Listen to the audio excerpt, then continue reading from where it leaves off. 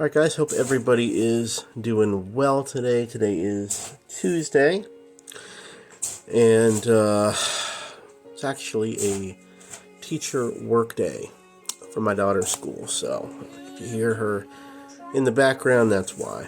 So, wanted to talk a little bit about this issue again of abortion and how to defend the pro-life position. So, I've had of course, you're going to get a lot of negative comments because, a man speaking about the issue of abortion seems to piss people off, which, good. I'm glad. But I've also had some good positive comments as well. And so what I want to do is be able to help give you guys some tips. Those who, talk to people on this issue. It's a pretty hot topic. I mean, it's a cultural issue, and so it comes up, especially with the elections and all that kind of stuff coming up. It's a big topic. So, a basic defense. I want you guys to remember this acronym. It's called SLED, S-L-E-D.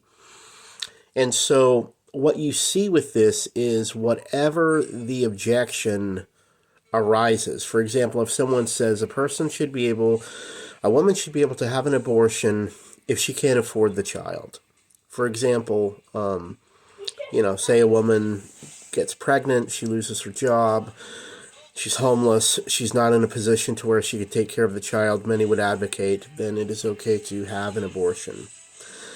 As a person who maintains that the science, that life begins at conception, we would say that abortion is wrong regardless of the economic situation of the woman.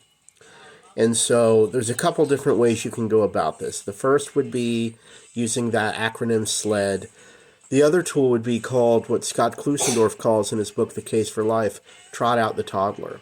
And so when people say this, they say, well, what about a woman who just got pregnant, the guy has taken off on her, and you guys have seen me do videos where I'm calling men to be men, so I don't defend men being cowardly,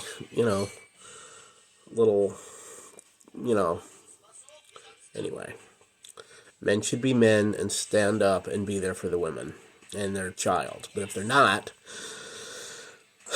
abortion is still not the answer. So a woman gets pregnant, the guy takes off, she loses her job, she can't afford the baby. Should abortion be permissible in that situation?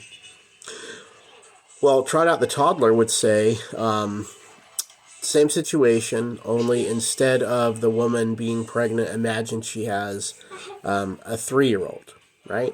So the woman loses her job, she's a 3-year-old, she can no longer afford the 3-year-old, can't afford to take care of him, etc. Would it ever be permissible for her to come home and slit the 3-year-old's throat? And everybody obviously is going to say, well, no. And the response would be, well, there's no difference between the little human being inside of the womb and the little human being outside of the womb. Life begins at conception, and therefore the only difference is size, level of development, environment, and degree of dependency. That's that acronym SLED, right?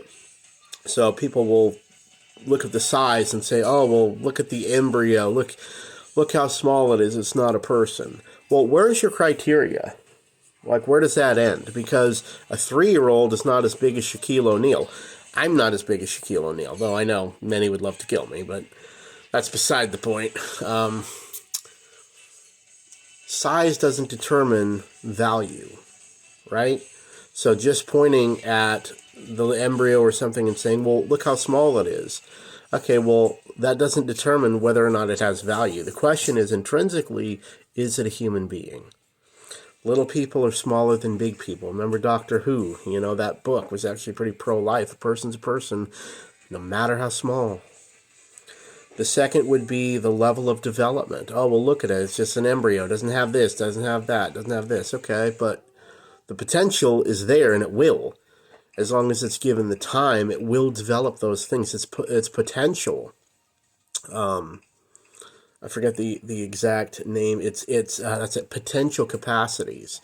It's not an immediate capacity, right? So there's a distinction there we want to make between immediate capacity and potential capacity. So immediate capacity right now is, I can, raise my arm, I can, all that kind of stuff. My heart's beating, eyes, etc. Can see. An embryo doesn't have that, right? But it does have the potential capacity, letting it develop. It doesn't mean it's not a human being, right? Because there's people today without arms, without eyes, etc. We would still say that they're human beings. So there's a distinction between immediate and potential capacities. And so level of development doesn't determine one's value. For example, my 10-year-old little girl, Ellie, you want to come say hi? Gracie? Yeah. You want to come say hi real quick to TikTok? Come say hi. So my 10-year-old. My birthday's coming up. Someone got a birthday coming up. March 12th. All right, so look how cute this little girl is. Sorry, can't get enough of my little Gracie bear. She got me all googly-eyed. Now I forgot what I was saying. A 10-year-old's not as developed as a 40-year-old, right? Example, reproductive organs, all that kind of stuff. But we wouldn't say she's less of a human being. So size doesn't determine it. Level of development doesn't determine it. The E in SLED, it deals with the environment. So people say, well, because it's in the womb, it doesn't become a human until magically it comes out and now it's a human. As soon as a woman gives birth and it goes through the birth canal or the C-section or whatever, and it comes out, now it's magically a human. How does that work? What changes? How does it go from not human to suddenly and now it's a human? And the funny thing is, you have examples where they have done surgeries, operated on little babies in the womb who've had hernias, and they open the woman up, take the baby out, do the particular surgery, put the baby back in the womb so it can continue to go through the process of pregnancy. So would we say that before the doctor pulls it out of the womb, it's not a human? Then 2 seconds after he pulls it out and he's working on it, well, now it is a human because it's not in the womb anymore. And then he puts it back in the womb, and now it's not a human again, right? This is a twisted, ridiculous, silly pro-choice logic. Environment doesn't determine whether or not it's a human being.